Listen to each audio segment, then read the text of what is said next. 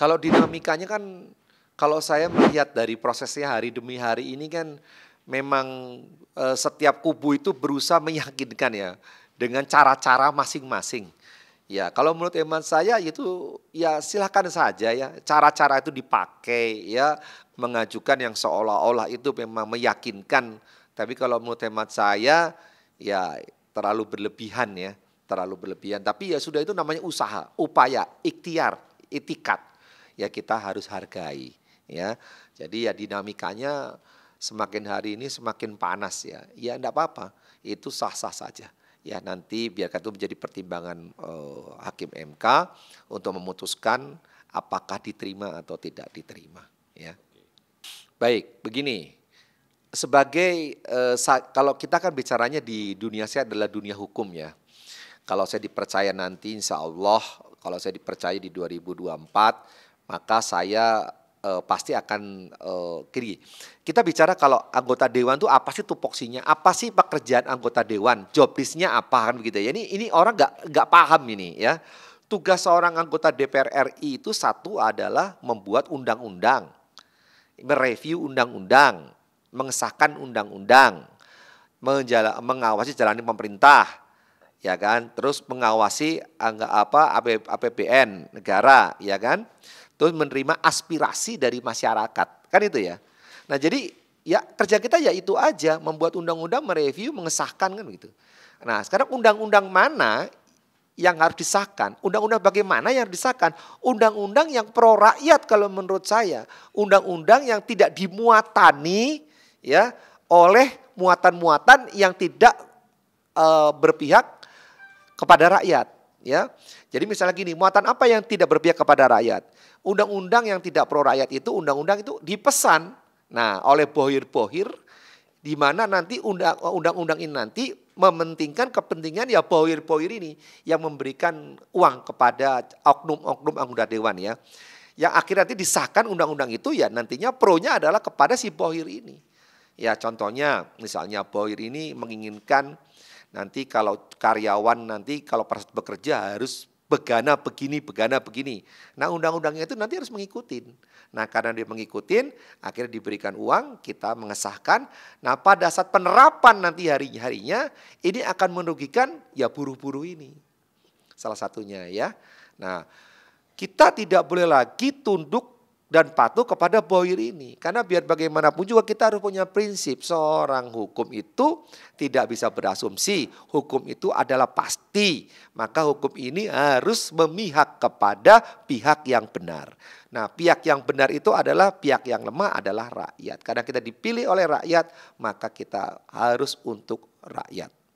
Nah orang yang duduk di DPR RI ini kebanyakan ini masalahnya gini, dari awal permasalahannya kalau saya boleh buka ya apa adanya.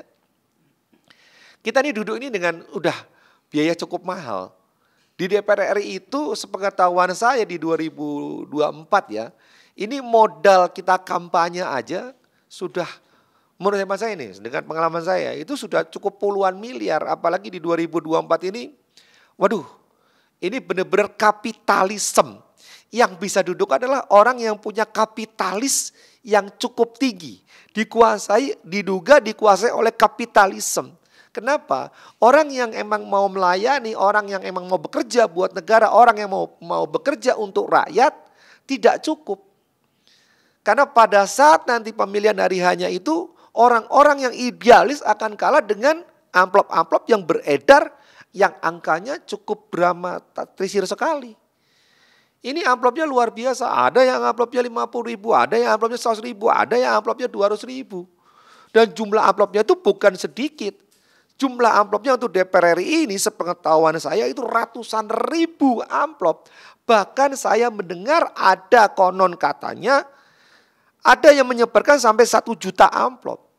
Ada yang 700.000 amplop, ada yang 500.000 amplop. Nah kalau amplopnya aja isinya sudah 50.000, dikalikan 500.000 amplop itu kan sudah modalnya 25 miliar baru amplopnya aja. Belum operasional yang lainnya. Bisa menghabiskan 30 sampai 40 sampai 50 miliar untuk jadi dewan di DPR RI. Ini pengetahuan saya ya.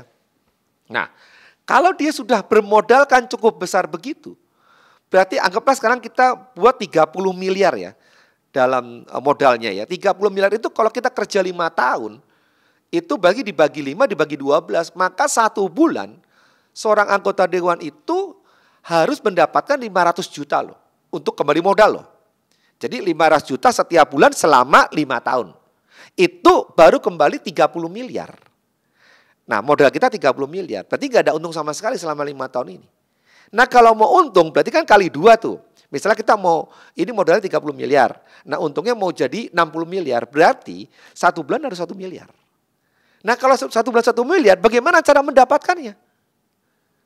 Sedangkan kalau itu kita gaji, pendapatan anggota dewan sepengetahuan saya, kurang lebih ya paling juga di bawah 100 juta. Nah sisanya ini mau diambil dari mana? Nah mau tidak mau ya harus nyopet. Nah kalau uang kecil namanya nyopet. Nah tapi kalau sekarang 1 bulan harus 1 miliar, maka itu uang besar. Nah kalau uang besar berarti harus kerampok. Nah bagaimana cara merampok? Ya yang ini saya sampai hari ini masih mencari tahu. Bagaimana sih caranya mendapatkan uang 1 bulan itu 500 sampai 1 miliar. Dan itu harus rutin selama 5 tahun. Nah selama rutin selama 5 tahun berarti 12 kali 5. Jangan sampai kita kena petir. Kalau kena petir kita gosong. Sekali kena petir kita gosong. Apa kata petir itu? Adalah KPK. Kalau kita ditangkap tangan oleh KPK maka kita gosong. Nah tidak boleh 12 kali 5 selama 5 tahun tidak boleh ketangkap KPK. Nah kita harus nyopet atau ngerampok. Kalau nggak nyopet, nggak ngerampok, maka 5 tahun ke depan nanti modalnya apa? Nggak ada lagi modal kita. Saya pernah nyalek 2019. Dulu 2019, sepengetahuan saya amplop itu cuma 25.000 DPR RI. Nah, di 2024, 5 tahun kemudian, ternyata isi amplop ini terjadi inflasi. Nah, inflasinya itu saya pikir bisa jadi 50.000. Dan ternyata 2024 ini inflasinya bukan 50.000. 100.000. 200.000, 150.000. Ini inflasinya itu kan bukan 2 kali lipat lagi dari 2019. Nah pertanyaan saya kalau 2024 ini sudah 50.000, 100.000 sampai 200.000.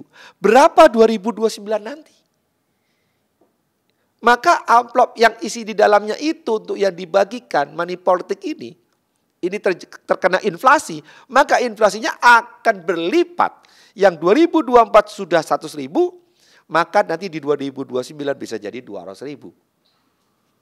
Nah semakin mahal, semakin 5 tahun, semakin mahal.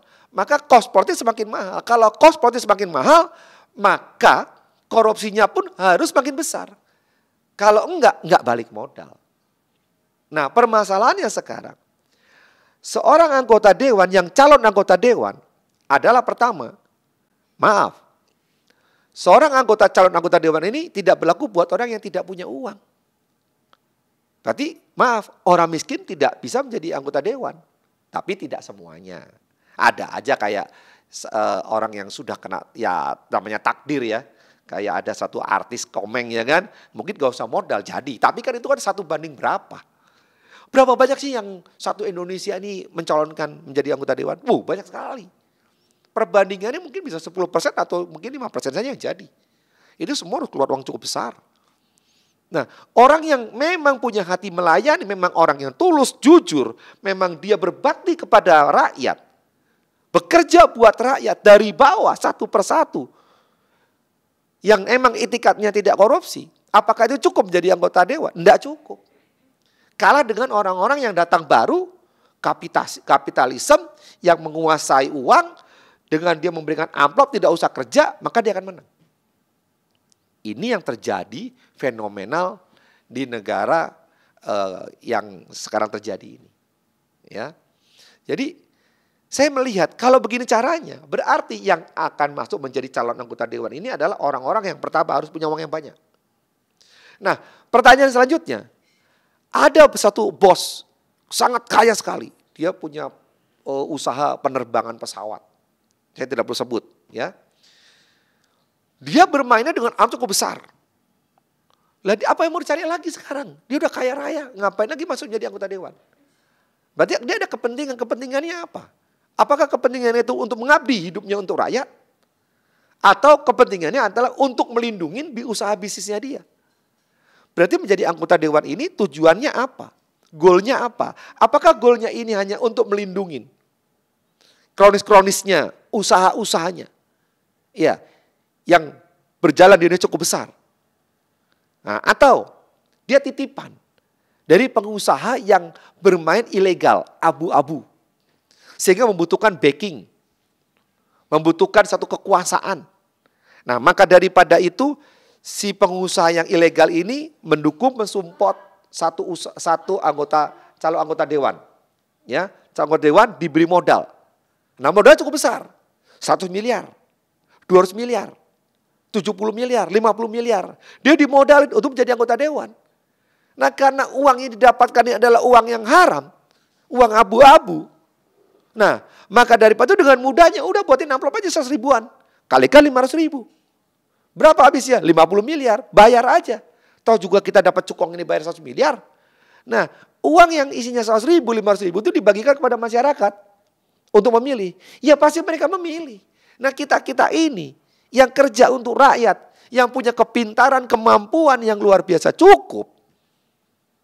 Yang punya hati nurani, punya akhlak yang baik. Begitu kita memberikan pelayanan pada masyarakat, mereka suruh pilih kita. Dia nggak pilih kita, dia pilih yang mempunyai, yang memberikan uang 100 ribu tadi. Ada nggak yang memilih? Ada. Tapi kita akan kalah banyak dengan pemilih yang menerima amplop tadi. Rusaklah demokrasi kita. Ini yang terjadi, yang kita hadapi sekarang. Nah, permasalahannya setelah duduk, berarti anggota dewan apa kualitasnya yang akan duduk nanti di Senayan? Mereka itu hanya titipan-titipan dari cukong-cukong. Mereka itu titipan-titipan. Atau mungkin mereka pakai uang sendiri. Maka mereka harus mencari uang kembali. Nah, cukup besar uang ini. Bagaimana mengembalikannya? Ya udah, mau tidak mau dugaan saya. Sekali lagi ya. Ini saya bercerita. Saya tidak menuduh, tapi saya menduga. Ada banyak oknum seperti kayak gini kejadiannya. Saya berpikir bagaimana cara menyelesaikannya ini. Ya, bagaimana cara mengembalikan uangnya? Saya sampai hari ini belum ada jawaban. Ya, jadi orang yang punya modal 1, 2 miliar, 3 miliar, 4 miliar, 5 miliar mau jadi DPR RI. Saya mau bertanya gimana caranya.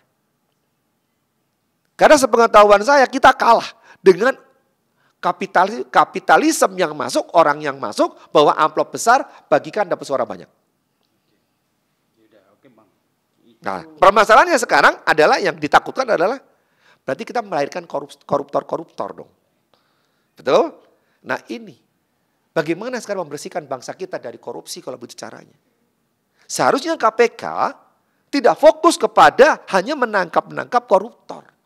Tapi membenahi, memberikan pendidikan, menyelesaikan masalah sumber akarnya. Ya ini akarnya. Ini akarnya terjadi. Sekarang tahu mau jadi kepala desa aja bisa 500 juta, 1 miliar. Apakah itu orang semua tahu? Tahu, tapi semua pura-pura nggak tahu. Ada yang ngaku? Nggak ada, pembuktian nggak ada. Ada undang-undang yang mengatur itu? Ada. Ada Bawaslu? Ada. Tapi bisa terjadi? Terjadi. Terjadi di mana-mana. Ya, ini kejadiannya yang terjadi di bangsa kita ini. Nah, sekali lagi saya tidak menuduh, tapi ini pengalaman saya dan ini patut diduga.